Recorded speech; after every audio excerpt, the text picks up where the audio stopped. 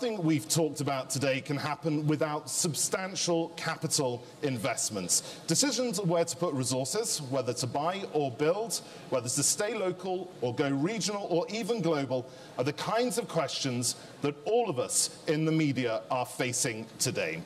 We're incredibly fortunate to have a dream team to talk to us about these issues. They're coming up onto the stage as we speak. And also a dream moderator, Tom Stewart, who's just there, who's the Chief Knowledge Officer of Booz & Company and the former Editor-in-Chief of the Harvard Business Review.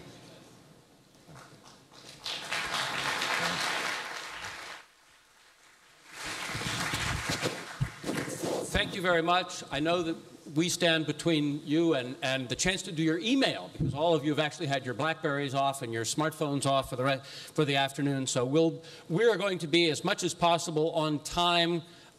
Get this thing done in 45 minutes, maybe a little bit longer than that. Let me quickly frame the conversation and then introduce our panel.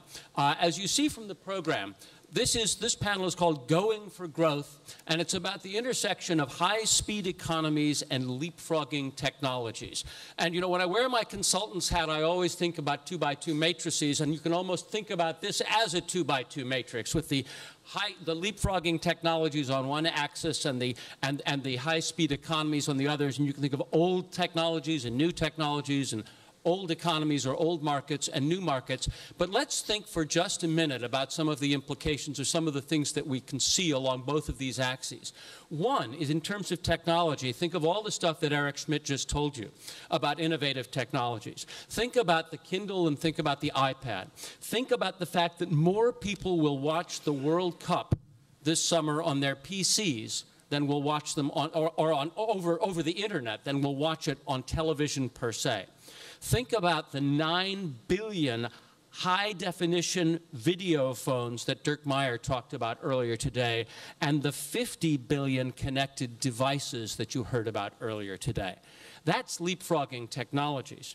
Now think about markets. We've heard a lot about the 350 billion people who are in the Arabic-speaking world. But that's just one of the emerging media markets. And of course, media markets tend to be language-based. Think about the billion Chinese, the 350 million Spanish speakers, I think it's about 250 million Hindi speakers, about 200 million Bengali speakers, and then about 150 million Portuguese and Russian speakers, not to mention the fact that 8 of the 20 fastest growing telecommunications markets are in Africa.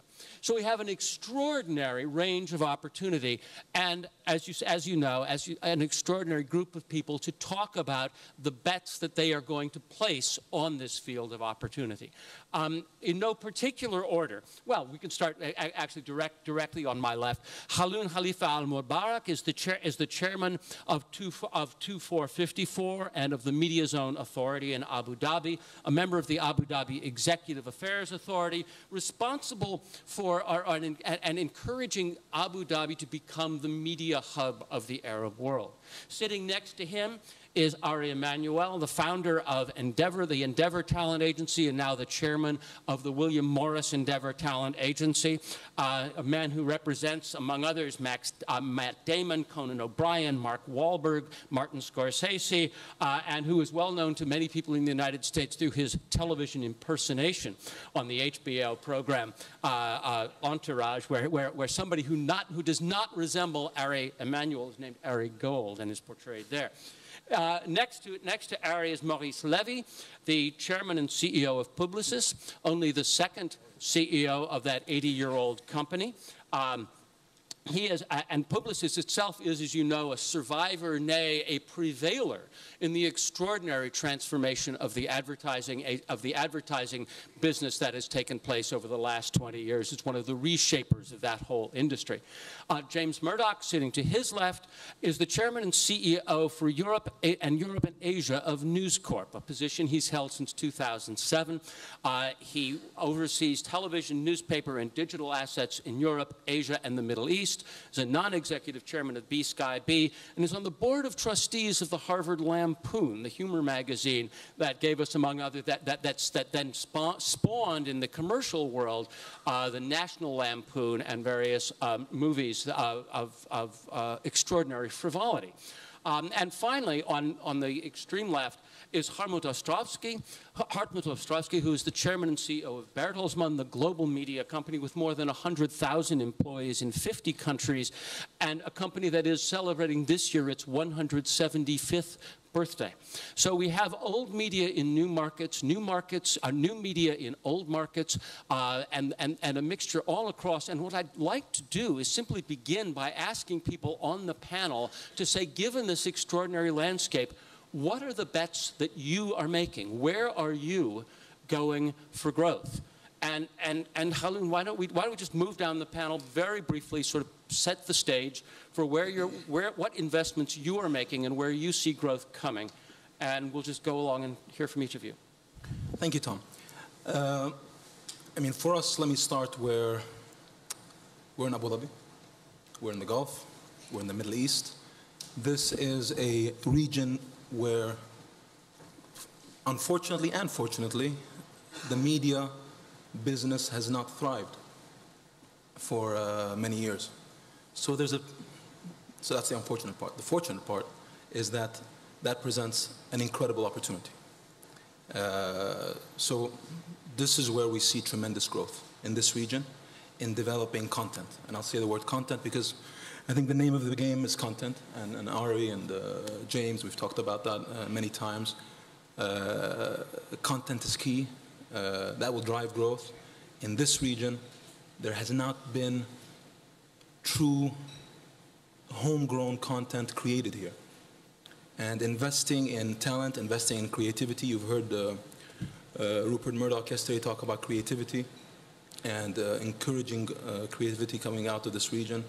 I think for us, finding the right opportunities in investing and in incubating and having the opportunity for these young talents to thrive in a business that really, to a certain extent, didn't exist in this region. I think that's a big area of growth and a big area of potential for us. Technology. Technology is always key. Where this business goes is going to depend on where the technology goes. We've invested around the periphery of technology for many years. Today, you've heard Dirk Meyer today, this morning from AMD. You know, we've been one of the largest investors in AMD. We're working very closely with AMD in building their business and investing in the manufacturing of microchips. That's a big area of business to us, and that's, again, maybe on the upstream side of the media business. We're heavily involved in the satellite business and investing there. And I think picking the right partners. For us, I consider ourselves beginners, and we're still learning the ropes when it comes to the media business. So finding the right partners that will co-invest with us and help us identify the right technologies for the future, I think this is the way to go for us. I'll give an example. Well, Ari's next to me. Ari has tremendous experience in his side of the business. Rather than us go in and just learn, we've partnered with Ari, we've invested with Ari, and I think that gives us the right deal flow, and it gives us the right advice in partnering with Ari and Ray, and I think I'll leave that for him to talk about. I think News Corp, another example.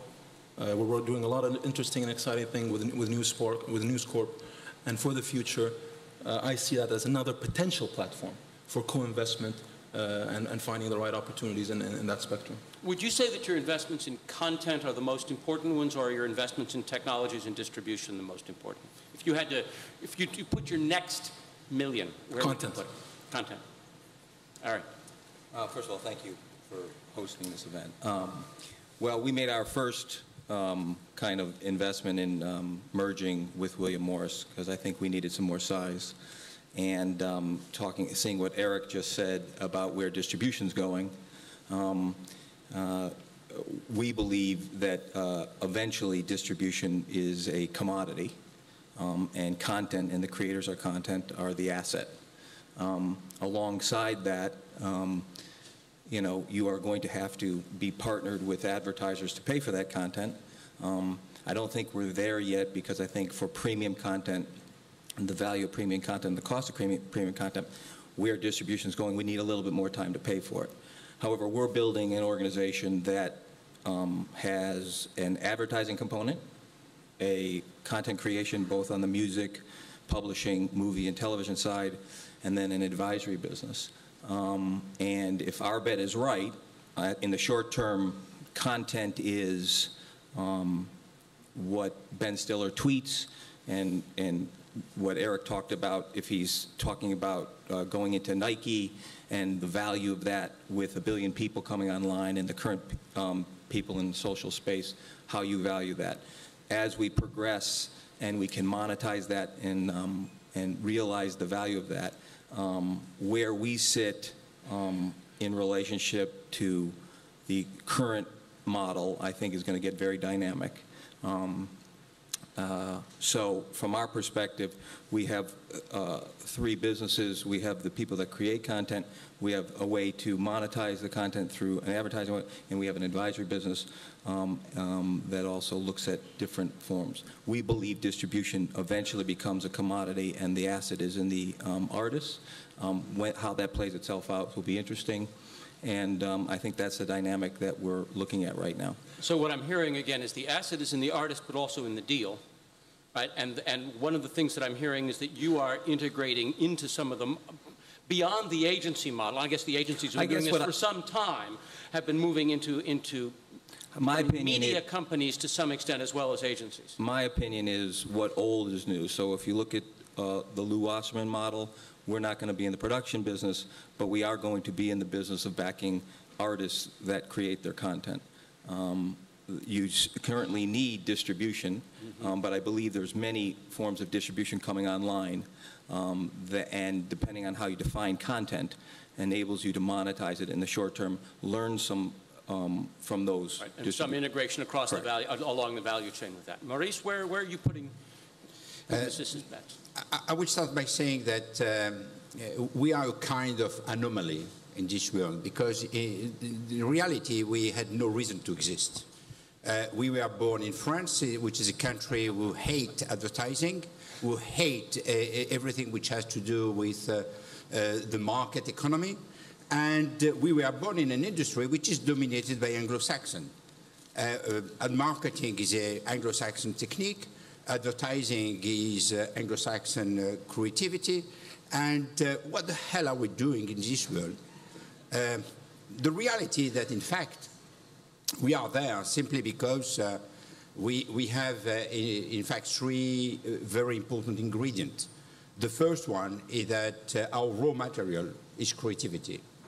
And we are not short of creativity, and we can find talent everywhere in the world, and including in the French country and in the French population, which is something quite interesting. The second aspect is that our energy is coming from our passion, people. And we don't need oil, we don't need a lot of money, we just need passion. And the third aspect, obviously, that what we are creating is a link between a brand and the consumer, which is emotion. So when you see that, in fact, it is about people, it's about creativity, energy, passion, and emotion, it's something on which we can compete everywhere against anyone. And that's good, because for our people, this is great to see that they can challenge any kind of company, and they can compete with any kind of company in the world. As a matter of fact, we know that we are today the number 3, the 3rd largest company in the world in that field. And our future is in digital, obviously. We are bringing to digital what's missing, the emotional quotient, the EQ, and in emerging market where we see that the trend and they are leapfrogging all the technology and all the things that they know and the things that we went through patiently year after year, and they are moving from, let's say, the 50s to the 2030 suddenly, and that is something which is highly interesting, and it's also a region where you find the youngest population in the world, and that is something fascinating because they are challenging you every day. Do you think that most of your growth will come from expanding across different platforms, different digital media in the markets where you're already active, or that most of your growth will come from markets where you are relatively less active? Will it come from geography or technology? Both. It's and.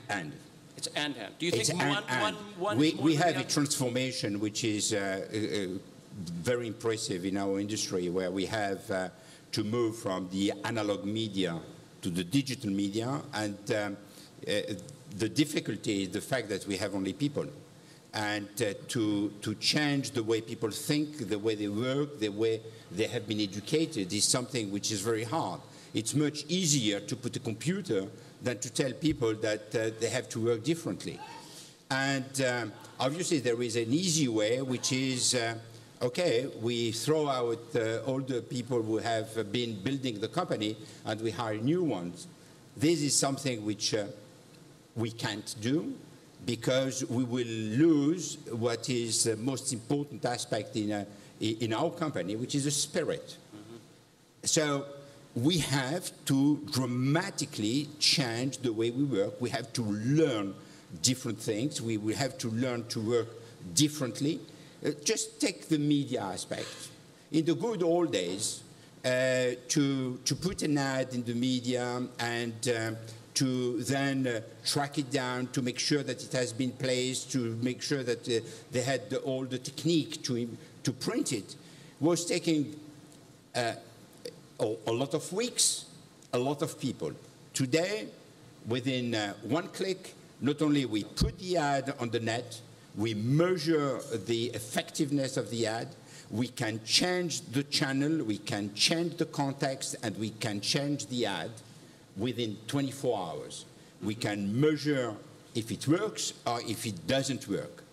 And to the answer to the question which has been put, I don't believe that it is half which will be missing. It is half which will be coming on top. And we will see the media expenditures exploding in the future. James, one of your biggest bets is in European television. What are some of the, where again is News Corp placing its bets across this emerging landscape?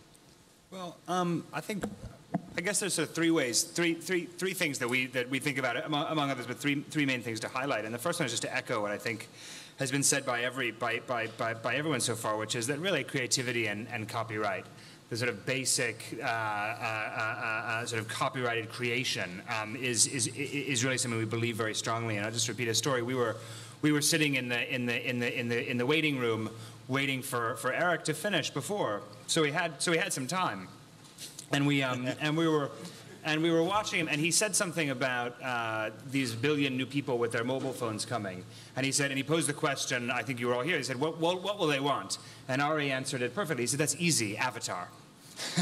And I think it's a really important point, though, which is that, fantastic product, be it fictional product or journalism or whatever it is, if it's done at a very high level of quality, it's something that will drive all of these things. And I remember 10 years ago, when we had the sort of explosion of 3G auctions going on around the world and whatnot, the question for the telephone operators is, what's going to drive this? What's the killer app? And for many of us thought, well, actually, TV sounds like a good start.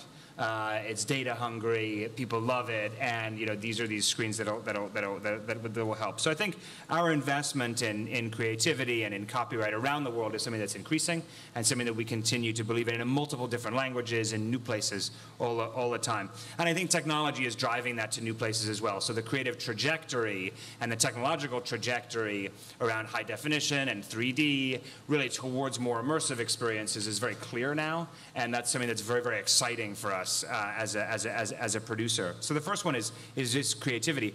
I think the second one is really something, a major feature that we're really only at the beginning at now, which is an explosion of choice for customers and the desire for choice and control. And that's where, for us, our investment in digital television platforms, sort of proper 21st century digital television platforms, starts to make a lot of sense, because it's not just about developing markets, but it's also about developing businesses in underdeveloped television markets. And that's in Western Europe as well as elsewhere around the world. And we think, that's something that's very exciting. And these are very young platforms. So we think about TV as so-called old media, but proper digital television platforms are really less than 10 years old. The most advanced one in our portfolio is in the UK at BSkyB, and it's only 11 years old as a digital platform. So it's younger than a lot of these other things, and it's developing very, very quickly and is very exciting. And I guess the third one I would say, and maybe it's something that you wouldn't be expecting, but we really believe that we're at the beginning now of a real revolution in reading. We think that the technology has gotten to a level where the display technology, the battery life technology, as well as the spread and ubiquity of connectivity around the world has gotten to a place where we're really seeing a fundamental revolution in reading in the written word and how the written word is presented with graphics as well. And we think that's hugely exciting as we see new tablet-type devices, we see large format screens, lightweight laptops, and things like that that can connect in a different way. We see the explosion very recently of the apps marketplace with the Android product and the iPhone product, et cetera. We think that means there's a revolution in reading coming, and we think that's good for digital journalism. We think it's good for long-form fiction, books, et cetera, as well as nonfiction. And we're very, very excited about our bigger brands, our big national brands, and our big franchises in those areas. And we're pushing very hard on that, if we can be rational about how those business models work. Hartmut. Coming at the end, you have a slightly different, I think a slightly different view, but in fact, there's a fair amount. One of the things we're hearing here is a fair amount of intense investment in things that do not sound like dot-com startups, but things that sound like fairly familiar businesses. And I think the same thing is true in Bertelsmann. Yeah. I mean, you mentioned that we are a company with 175 years of corporate history, and that's the case. And because of that, and always having been active in the media industry, we have a lot of traditional analog business, but also some new digital business. And what I first believe is that we will be able to live long from the analog business, from the traditional business as well. Bertelsmann owns the largest European television chain with big production activities. We own the activities and magazine publishers. We own publishers in books. And we own something which hasn't been mentioned before. We have always been very, very successful in building up an entire value chain also in services and production of media. And to further develop that, that is the most important thing we can do. And with the first step in seizing all the opportunities which exist in the new digital formats, we believe we can make one big step forward, and we can be very, very successful in. We have the #1 book publisher who is offering books to the digital world. And of course, we have to invent the business models. But I'm not the one who is a pessimistic. I'm optimistic in this. And I can tell you why I'm optimistic. I'm optimistic because Bertelsmann is a company not only of creative people, but a company of entrepreneurs. And a good entrepreneur has always found a way to make out of a bad business a good business.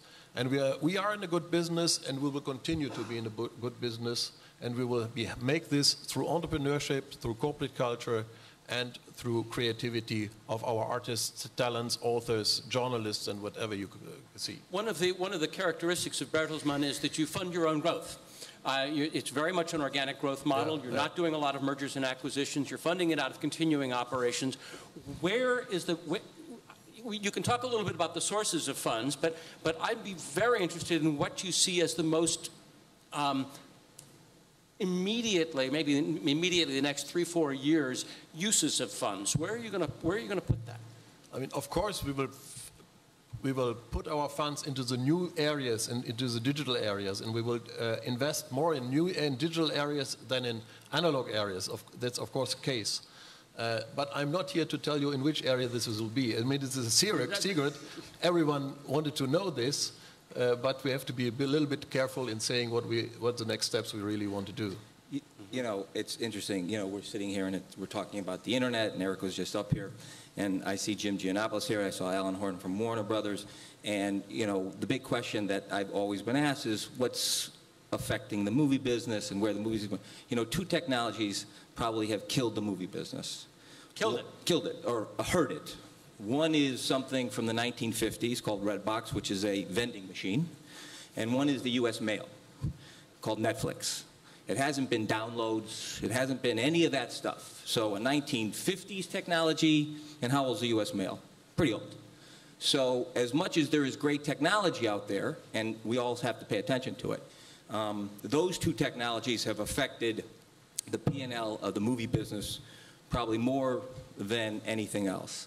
And from my perspective, that's just a different distribution platform. Again, I think that we're, as this, again, I go to content. What Haluna said is important, and we all sit in a different place. Maurice sits in a place where he sits behind it and pays for it. And I think the relationship between content and the money, going kind of what old is new, is going to be an interesting conversation.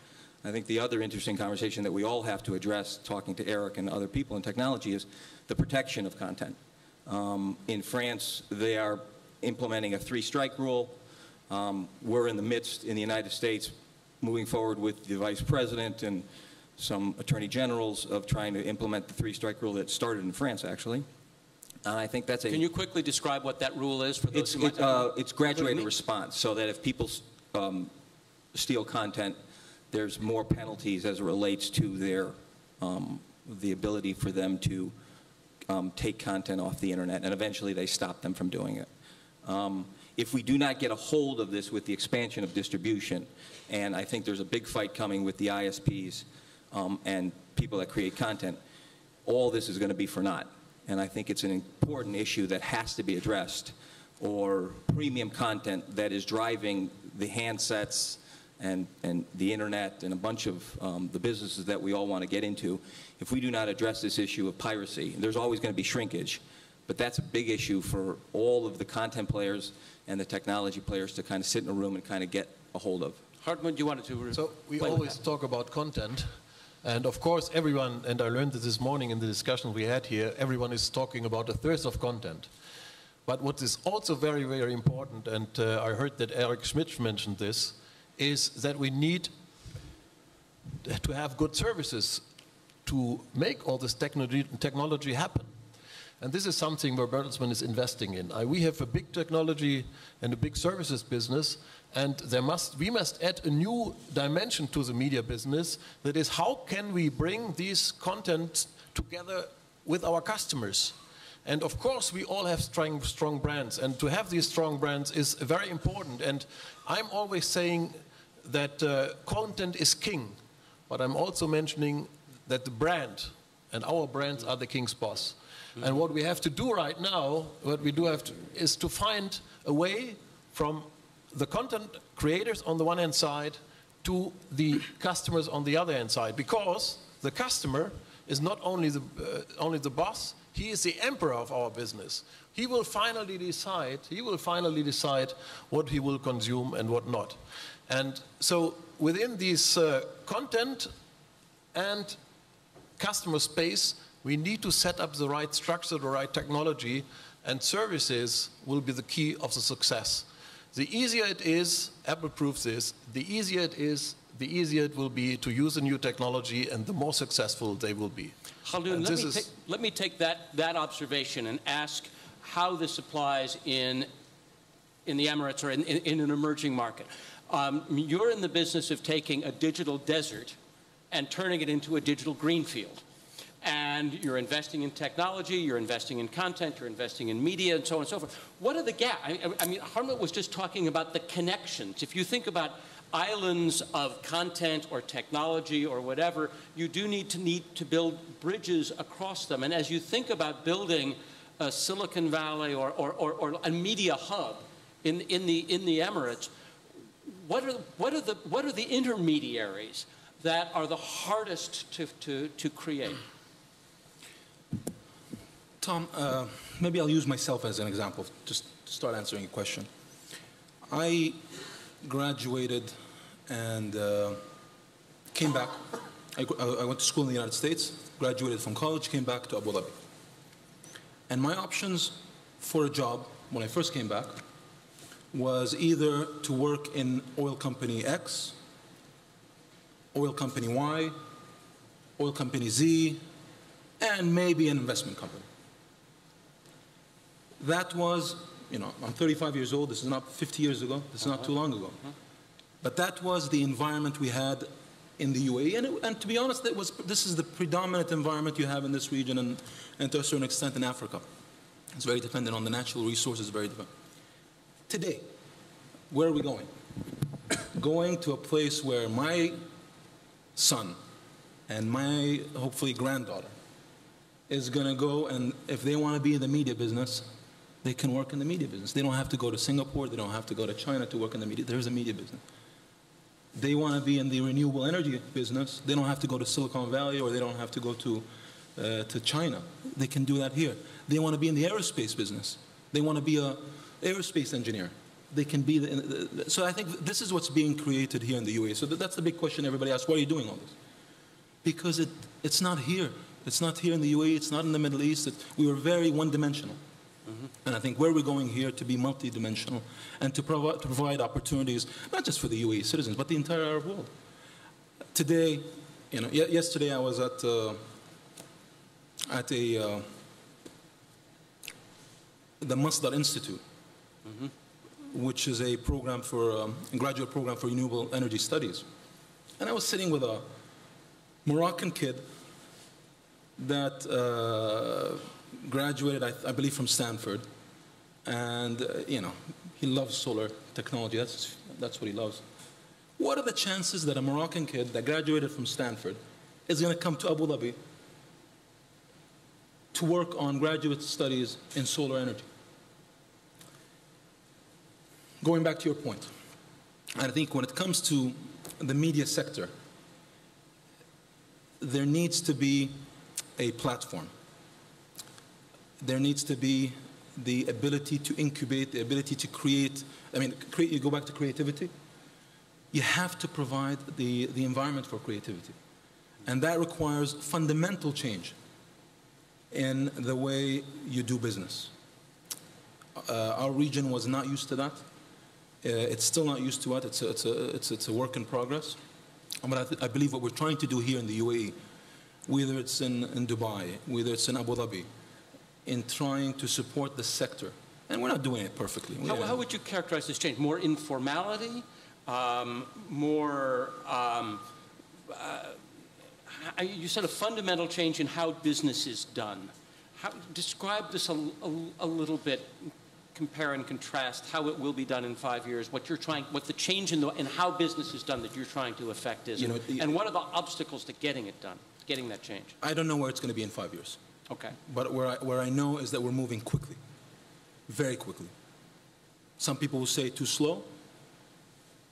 From where I stand, in terms of where we were 10 years ago, where we were 5 years ago, and where we are right now, we're moving quickly. Still a long way to go. The challenges come from the traditionalists, and you go into censorship, you go into a sector like media that's, to be honest, I think misunderstood. The whole spectrum of media. Well, what is media? Is it newspapers? Is it television? Is it movies? Is it sports? It's a very wide spectrum. But you ask an Arab here, use the crowd here, what is media? I bet you're going to get over 200 answers. Yep. James, this actually is a question that sort of comes to you.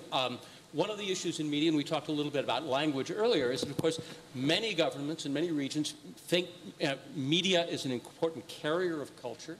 It is frequently something that governments want to have a big say over. Eric Schmidt was talking about that earlier. News Corp has had this issue as a global media company coming to work in different environments around the world. How does that, how does the sort of inevitably political / cultural nature of media affect your investment choices?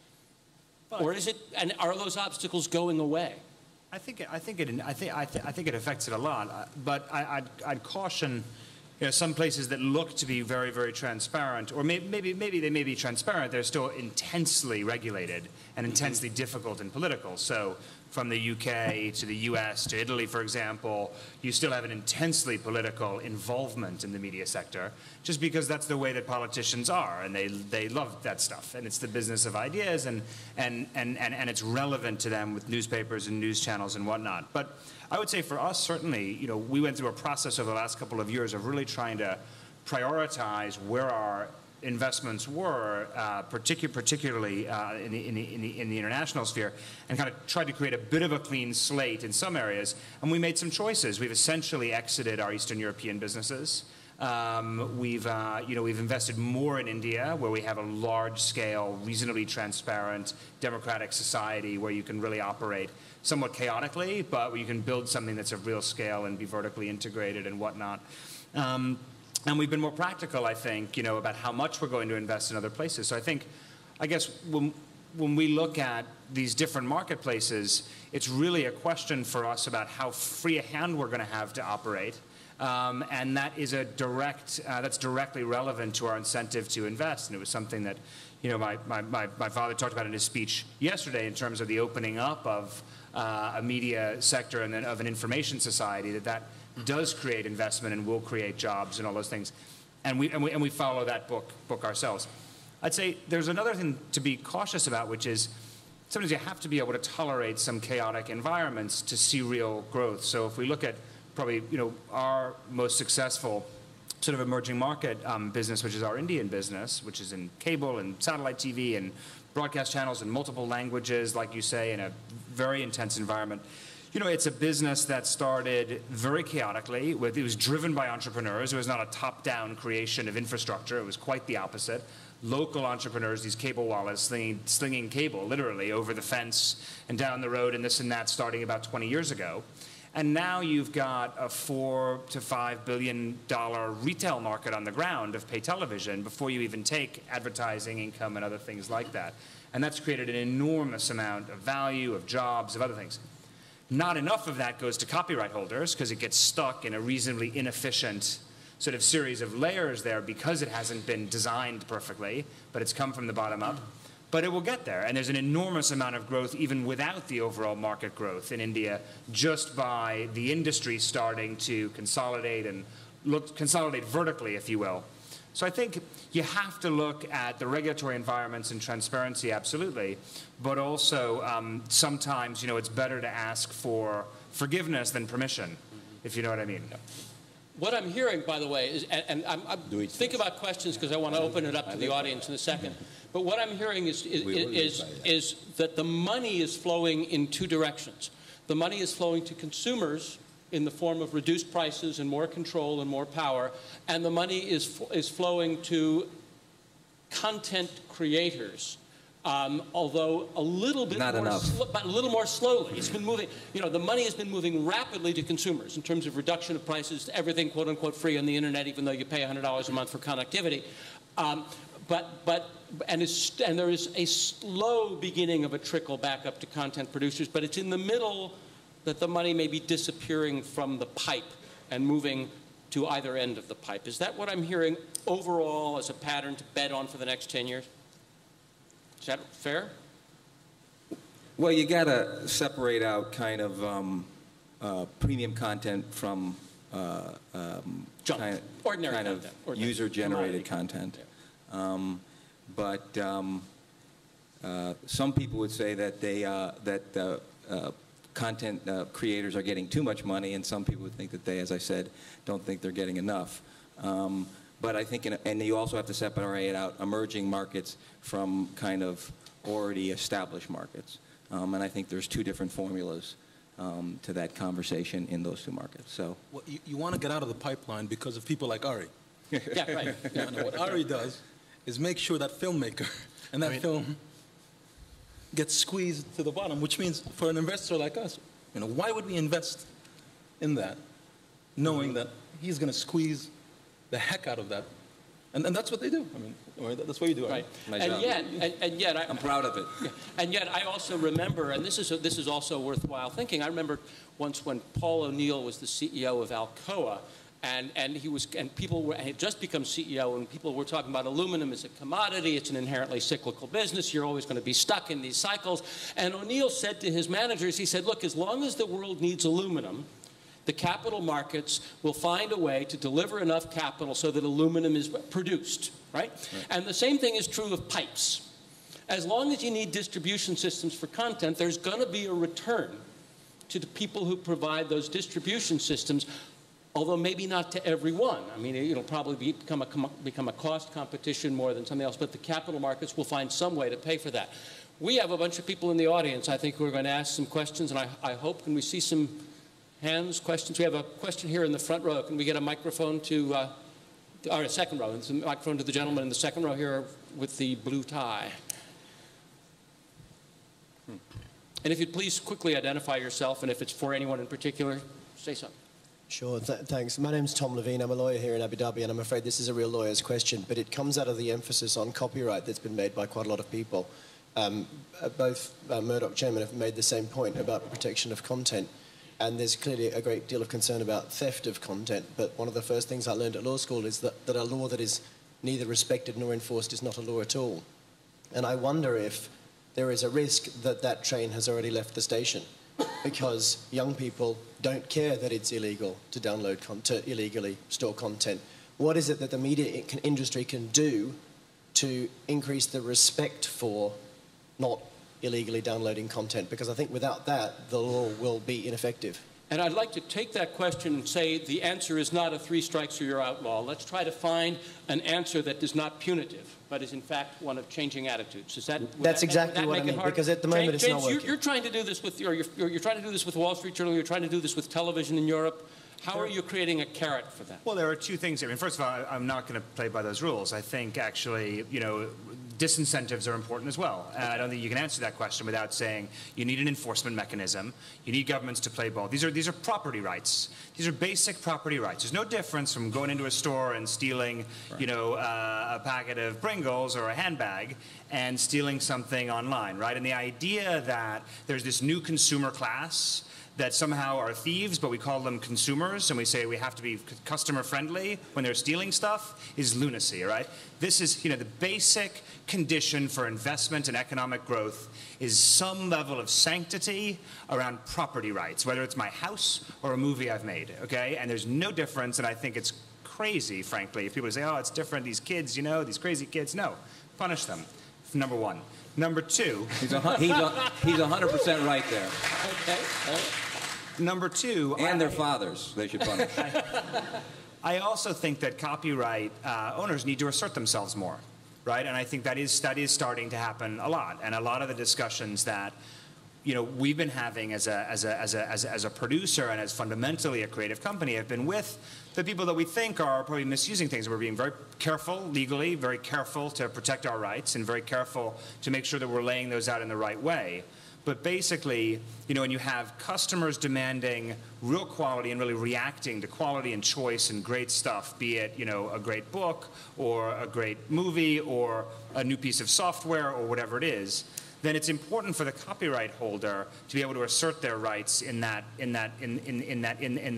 piece. And I think if there's money getting stuck, where it's getting stuck is actually in an inefficient sort of distribution layer, if you will, where you have things like companies like Google or Yahoo, whatever it is, who are basically indexing a lot of copyrighted material and then selling bits of it and making money on it. And that's just a simple question of negotiating the access to those things and trying to figure it out. And you may have to withdraw access to those things, or you may not. But I think that's sort of where we are. I think that it's not too late at all, and I think actually that most folks out there, kids as well, et cetera, they do understand what stealing is, but I think they have to be told, and there have to be some disincentives. Because as you say, if nobody's going to punish them and call it stealing, then maybe it isn't stealing. So you have to call it that. You have to have the disincentive in place, and you need to have a system in place and a set of business rules that work, that actually can make sure that the money flows to the right places to incentivize production of new great stuff. Maurice, you wanted to respond to this, and I also have a thought about this to add. Yeah, I will be slightly less popular than James. I think that he's right, that people who have created something have the right to have the benefit of what they have created. So there is no debate, and there is a law which has been voted in France, which is the first of the category, which will punish and will even put to prison and stop access to internet to the people who will download illegally.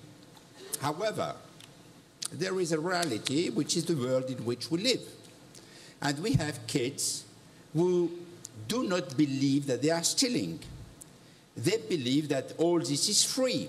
And we have, not only when I say we, I'm part of this world, I have not a direct responsibility, but there is a lot of startups and companies of all kinds who have created access to free content, and who have helped and who have created device, sophisticated technology, which is accessible to these young kids, and they have not the feeling. And if you speak to my grandchild, who is 10 years old, and you say that he has stolen something, which I do regularly, he doesn't believe me.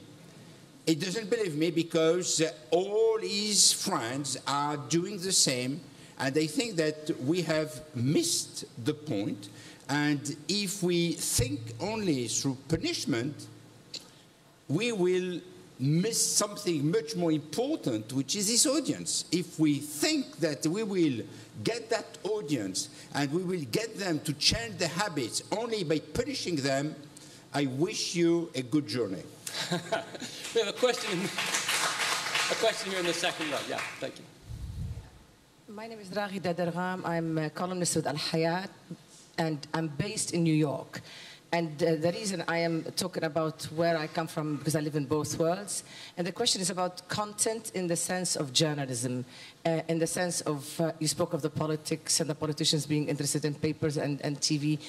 And I want to ask you first, is it, I know there is a lot of interest right now in partnerships with the Arab world, whether it is through advertisements on American channels or other ways, but we don't see any presence, or barely any presence, of Arabs on your screens, in your newspapers, I mean, in explaining any point of view.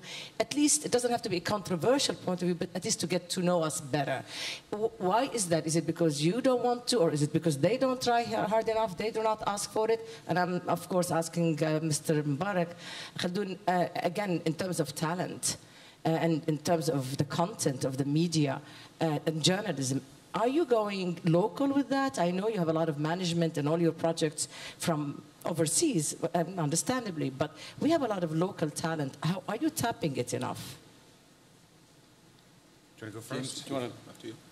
Look, I think we try to have in all of our, what we try to give our readers or our viewers, et cetera, is a picture of a subject that is as complete and as thorough and as authoritative as we can be. So we invest a lot, particularly in our newspapers. For example, I can speak, for example, in the UK, we invest a huge amount in coverage of the Arab world. We're the only, for example, the Times is the only quality newspaper in the UK to keep a full-time bureau in Baghdad, for example. You might be surprised to know.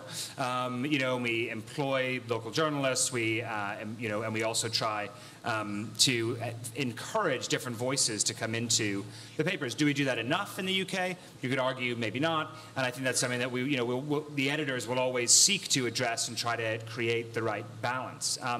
I do think there is an issue around broadcast journalism talent, though, and I think that is a real challenge for this region in terms of getting, you know, the volume of people who are trained, who have some experience, and so on and so forth, because you really don't have today, as Khaldoun was saying earlier, really the volume of opportunities for young people to come in and have a career in broadcast journalism, et cetera. There are some places for sure, but there are not that many. And I think that's sort of a starting point. So I think training and opportunities to kind of work your way through the broadcast system, et cetera, to then spread around the world and do things, I think is an important part. And we see lots of Anglo-Saxon journalists, for example, in broadcast television coming here. And the flow the other way has not occurred. And I think that's a function of time, not a function of bias or anything else. I think it's a function of time, because we haven't had the investment here to really grow, you know, a generation of journalists as you have had in a lot of other places. Khaldoun, does that square with your Yeah, I mean, let me add to that. I mean, Raghida is one of the most talented Arab journalists. She's been in New York for a while now, and I think for someone like her, in the past, what were the opportunities for her to really work with pure journalistic integrity in this region? What's happened is there was a period of time, I think almost a generation, that was lost because that pool of talent didn't go towards journalism, didn't go towards media, because that sector in this region, I'm very specifically talking about this region, you know, there was no opportunity. No money. I mean, you went to the audience, you need the opportunity and you need the talent. I think the talent is here. There's no question that the talent is here. But because the opportunity wasn't there, the talent went to elsewhere. And I think for a whole generation, there was a problem getting the right talent because they just simply weren't interested in this particular spectrum. Now, with the opportunities that are being created, with the investment that is being made right now in providing opportunities, and with the commitment that needs to be put on training, I think you will see in the years to come more and more talent coming out of this region, and then ultimately coming onto Fox, onto Sky, onto CNN and others, coming out of this region. But that doesn't mean that we should forget the talent that is already there. We have a question in the back, the gentleman with the glasses standing there. And then up here, and then we're going to have to end it after this question and the next. So. My name is Wael Attili. I have a small startup company. We create content, cartoon content, Arabic cartoon content for mobile and web. Back to the copyright issue. Well, basically, the internet technology by itself has created two movements, the two extreme movements, the open source movement, the people who believe that everything should be free and we should share everything, and the other extreme who are calling for copyrights. Basically, copyrights do not work. Copyrights law, the regular copyrights law, do not work for internet technology, basically because by browsing itself, you are copying the material. Therefore, there is a new kind of laws, intermediate laws, which I wonder why it didn't mention here in the summit, which is Creative Commons. And they are trying to find ways of how to monetize Creative Commons in a business level. So what do you think about Creative Commons? Do you believe in Creative Commons? Let me actually direct that question to Hartmut, because I'd like him to think about that not only in terms of different intellectual property regimes. So the idea here was everything's free or everything's gated in copyright, or there's the Creative Commons copyright license. But also you do a lot, as you said, of distribution and of services and of finding ways where it's not, finding innovative ways to distribute and sell content. And I think a lot of the argument here over free versus paid has been that the ability of a publisher to put a package around something has been disrupted. You know, the album is broken into various tunes, the newspaper is broken into different articles. So a distribution service such as Bertelsmann has is a very important role to play. And can you talk a little bit about what that does? I didn't know if I got the question right. I mean, what we've seen, and James explained it, we need to get our content paid. This is very, very important. If that is not the case, we will not be able to produce high-quality content, to produce high-quality journalism, and we will not be able to finally safeguard freedom of press. And this is very important in most of the countries we are active. It is important that we tell this everyone, and we do believe that everyone needs to learn this lesson. And we all know that the young people, they don't care about this, as mentioned by Maurice Levy. They really don't care if they take content from the internet and they do not know if it's professional content and how to share the content and how to continue and give this further to other sources. I mean, this has always been the case. I'm someone coming on the history of where we had these music cassettes. And I remember that some of us copied this music cassette without being allowed to do so. So we have to deal with it, and we have to be very, very careful, and we have to find ways how we can secure this and how we can find new business models and new ways to develop it.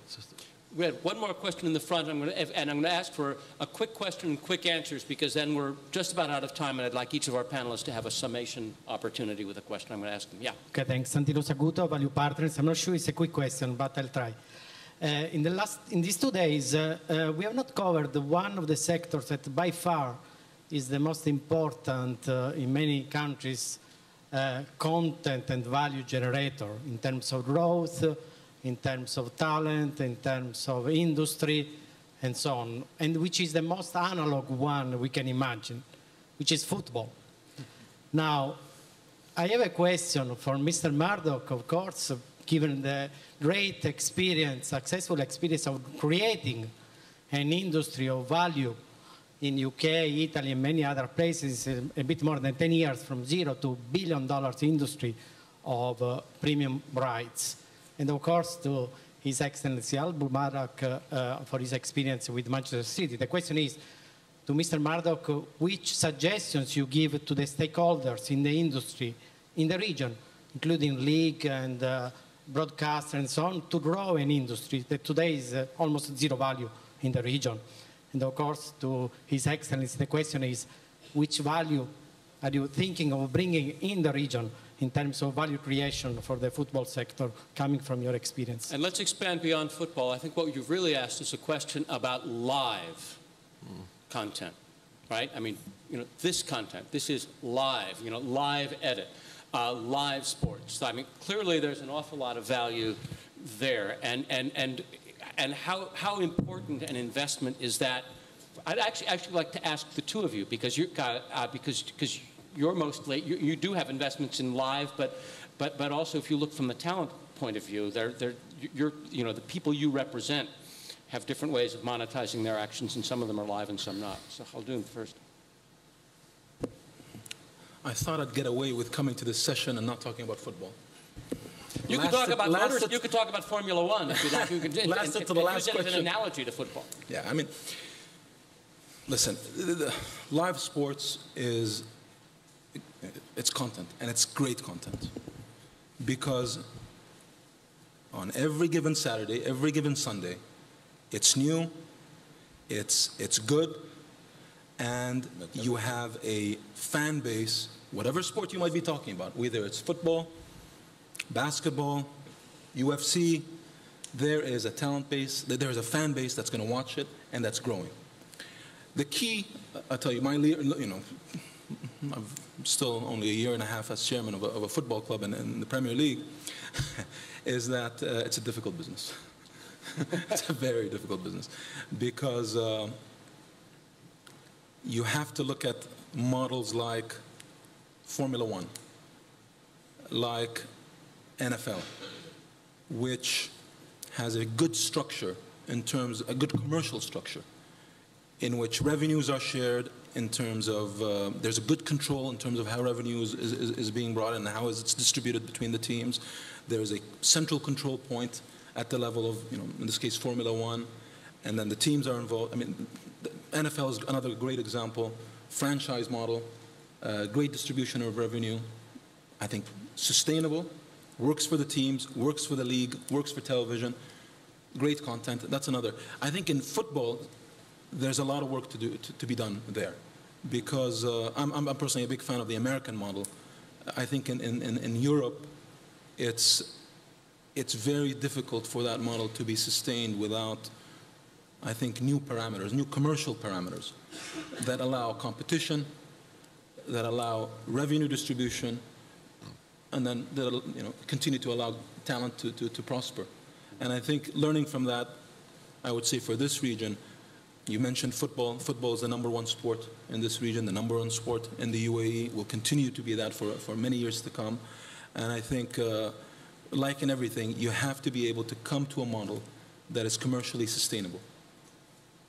Harry, did you want to add to that? Well, all I'll say is, I have 3 boys, and they don't say, hey, let's turn on NBC or let's turn on Fox and watch this show. They just put the show on. So time, slots, and any of that doesn't matter. But when it comes to live and sports, you always have to be there. TiVo actually affects it in a way that is actually negative. I think that's why sports is actually a very interesting model. We represent the UFC you show up because of the live moment of it. Once it's over, and there's not a lot of value. On the other side, not to harp on this issue, you know, the amount of content being stolen on live right now is also a huge issue. Huge issue. And it's not only a generation when people say people are stealing stuff. We had a book, because we represent authors, going back to this issue. We had a book come out, was published actually by Bertelsmann. Within 1 hour, 75 sites had it up for free. And I promise you, the book was not going to be read by my 13-year-old. So this issue of, you know, semi-putting content out for free, almost being half pregnant, you can't do these things. And I believe there's multiple things going what Maurice said about penalties, but also education are the things that have to be. Sorry about going back to that issue. No, that's okay. We are out of time, and what I want to do is I want to point out that we could have had a different group of people on this stage and had a conversation about future investment opportunities that was 180 degrees different from the conversation that we had. We could have had a conversation that was much more about how new digital technologies and new models will completely disrupt everything else. We could have had a conversation that was much more about connectivity is key and not content is free. We could have had a very, very different conversation. So the quick question that I'd like to ask each panelist to address in just 2 or 3 sentences is, when this panel, if this panel were to get together 5 years from now, same people, same audience, same room, what would have happened that we haven't talked about that we should have seen coming that didn't? What will most surprise us 5 years from now when we get in the room and think, why did we miss that one? I mean, it's easy. For me, the biggest surprise would be that the traditional media are still alive, the traditional brands still exist, and the people still make money out of it. The content providers, they are there. They will still be journalists. There will still be enough authors. And of course, we won't see, from my perspective, a joint venture between Twitter and Time Warner, maybe. But we will also have a lot of digital businesses. So the biggest surprise is there's life in the old girl yet. Yeah. James. Yeah, it's a tough question, because if we knew that, we would be able to see it. So I don't know if that's well, Yogi Berra once said, predicting the future, prediction is really hard, especially about the future. So that's what I'm asking you to do. Exactly. So I would, but I would just say, I think it would be very surprising if we didn't see the continued ascendancy of copyright and content production. And I think that's in film, it's in the written word, it's in fiction and nonfiction, it's in games and other things like that. I think, you know, the amount of investment required to create the things that the people all over the world really enjoy and respond to is substantial. And I think the systems will drive the systems to be able to create that. I'd be very surprised if we saw the opposite. Maurice? I think that everything has been said. We will see certainly an acceleration in innovation on technology. We will see also a very strong reinforcement of creative talent, because content will be king, and we know that. And I think we will have also to educate the young people if we don't want to waste that money, that investment. And there is something that we have not spoken about, and I'm turning to Mr. Mubarak. He said that when he started, the issue was, should I go to company Y, to oil B, oil C, oil D? I'm telling him very nicely, if you want to trade one of your oil field against one of my digital company, we can do that tomorrow. Harry, what will surprise you? I think probably the biggest surprise will be we now live in the Los Angeles world, or the United States world, in European world of content. We live in walled gardens. And I think into the future, also with Google and Apple and Microsoft, and with content creators, you will see, like what transpired in the phone business, interconnecting agreements, you'll see the coming down of walled gardens and a different payment system, because I do believe people consume content more than they do the one-time purchase. And eventually, the content holders, whoever they may be, will realize that there's more value in the multiple revenue model by the consumption or subscription model compared to the one-time purchase. So therefore, I believe as we live right now in a walled garden, that model in the next 5 years will come down, enabling even greater revenue for content. And how do? I think it'll certainly be a very different group on this stage. Geographically, completely different. We didn't talk about China, we didn't talk about India, we didn't talk about Korea. And I suspect 5 years from now, most likely this group will be 1 or 2 Chinese gentlemen, maybe a Korean lady, an Indian, and they'll be talking about big companies over there. And with that, I want to ask you to join me in thanking the panel for a very stimulating discussion.